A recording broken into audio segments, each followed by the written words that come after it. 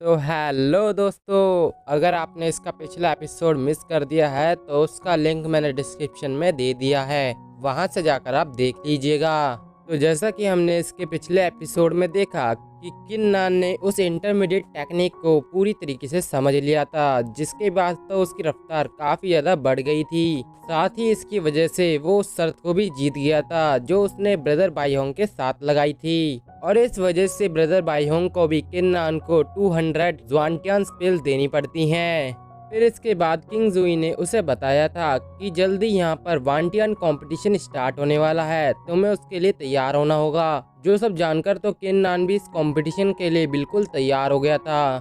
वहीं किंग जुई ने ब्रदर बाईहोंग से कहा था कि आप किन्नान को सेक्ट को विजिट करवाने ले जाइए, तब तक मैं इसके रहने का इंतजाम करके आती हूँ। तो अब आगे, जहाँ आज के एपिसोड की स्टार्टिंग भी उसी के आगे से होती है, जहाँ हम ब्रदर बाईहोंग को देखते हैं जो किन्नान को सेक्ट को घुमा रहे थे। साथ ही साथ वो उसको इन्फॉर्मेशन दे रहे थे कि हमारा ये सेक्ट 4 मेजर सेक्ट में से नंबर 1 पर है, और हमारे इस सेक्ट में डिसाइपल्स को उनकी कल्टीवेशन बेस के हिसाब से ही उनको डिवाइड किया गया है। जैसे कि आउटर डिसाइपल के लिए हमारे यहाँ राइट कोर्टयार्ड और लेफ्ट कोर्टयार्ड बनाया गया है, जबकि इनर डिसाइपल के लिए हमने इनर कोर्टयार्ड को बनाया है, जिसके अंदर सिर्फ वही डिसाइपल्स जा सकते हैं जिन्होंने अपने मार्शल किंग रेलम में ब्रेक थ्रू कर लिया हो। और यहाँ तक कि मैं और सीनियर सिस्टर भी इसी इनर कोर्टयार्ड के अंदर आते हैं।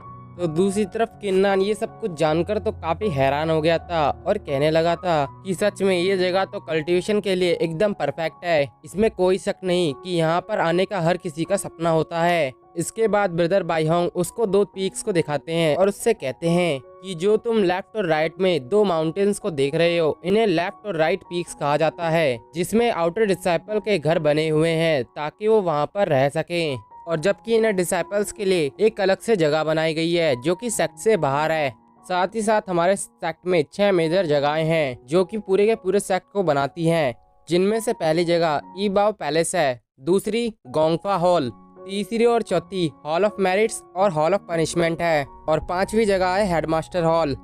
तुम इन 5 जगहों के बारे में इनके नाम के हिसाब से ही जान सकते हो, लेकिन बात की जाए छठी जगह की तो वो इन सबसे काफी ज्यादा अलग है, और उस जगह को लाइफ एंड डेथ पैलेस कहा जाता है। वो जगह इन सबसे इसलिए डिफरेंस है क्योंकि इन जगहों पे कोई भी फाइट इलीगल है। अगर किसी भी डिसाइपल को फाइट करनी है तो वो सीधा लाइफ एंड डेथ पैलेस में ही फाइट कर सकता है, और इस फाइट के दौरान कोई भी किसी की भी जान ले सकता है। कोई तीसरा डिसाइपल या फिर मास्टर इसके अंदर इंटरफेयर नहीं कर सकता।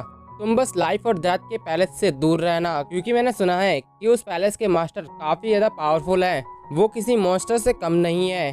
इसके अगले दिन हम किन जुई को देखते हैं जो किन्नान को ज्वालिन सेक्ट के आउटर कोर्टयार्ड में लेकर जा रही थी।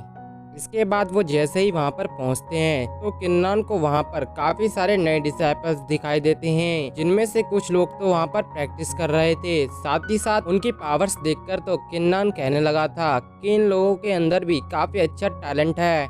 लगता है इस बार का वांटियान कंपटीशन मेरे लिए काफी ज्यादा डिफिकल्ट होने वाला है। फिर किंग जुई किन्नान से कहती है कि अभी तक मैंने तुम्हें जो भी सिखाया है तुम उस बात को भूल मत जाना, क्योंकि ये वाला कंपटीशन तुम्हारे लिए काफी ज्यादा टफ हो सकता है। जिस पर तो किन्नान भी कहता है कि आप बिल्कुल बेफिक्र हो जाइए, मुझे वो सारी की सारी बातें याद हैं। इतना कहकर वो दोनों ही आगे की तरफ बढ़ने लग गए थे। उन्हें आगे बढ़ते हुए देखकर तो कुछ डिसाइपल्स बातें करने लगे थे और कहने लगे थे कि आखिर ये बंदा कौन है जो इतनी खूबसूरत लड़की इसके साथ घूम रही है।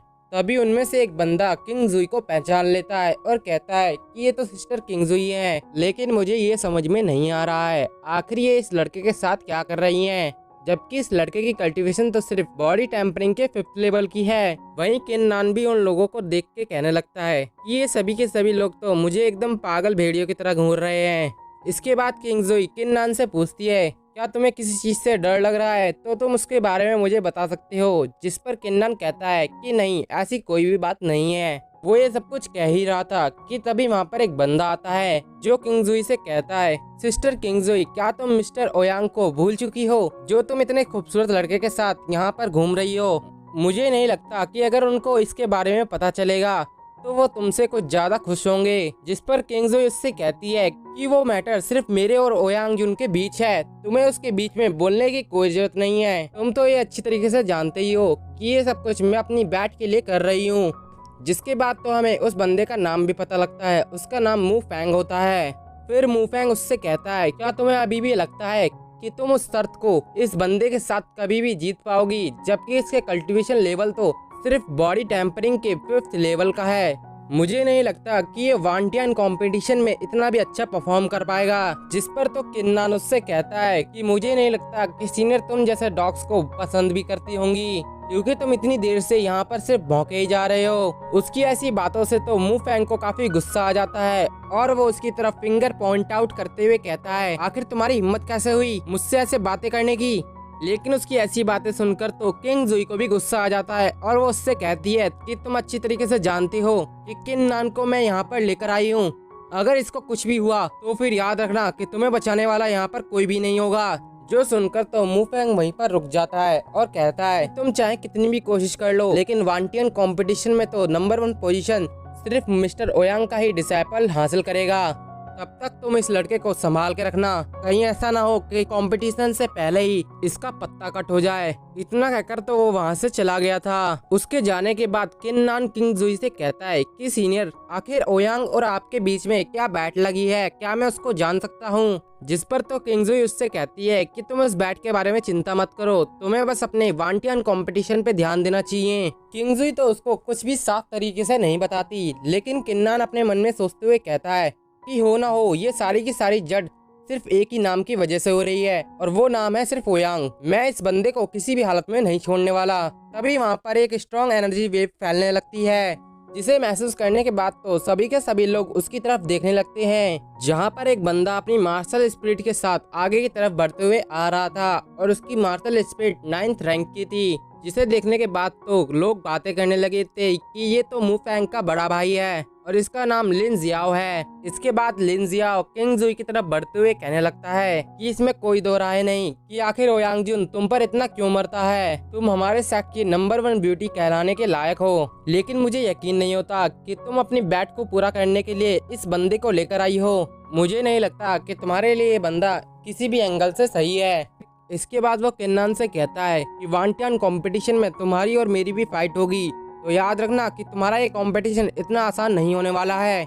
वो ये सब बातें कह ही रहा था कि तभी वहाँ पर एक और बंदा आता है जो उससे कहता है कि लगता है यहाँ पर कुछ कुत्ते भौंक रहे हैं। साथ ही हमें जानने को मिलता है कि उसकी भी मार्शल स्पिरिट 9th ग्रेड की थी। वहीं उसे यहाँ देखकर तो लिन जियाओ को कुछ अच्छा नहीं लगता।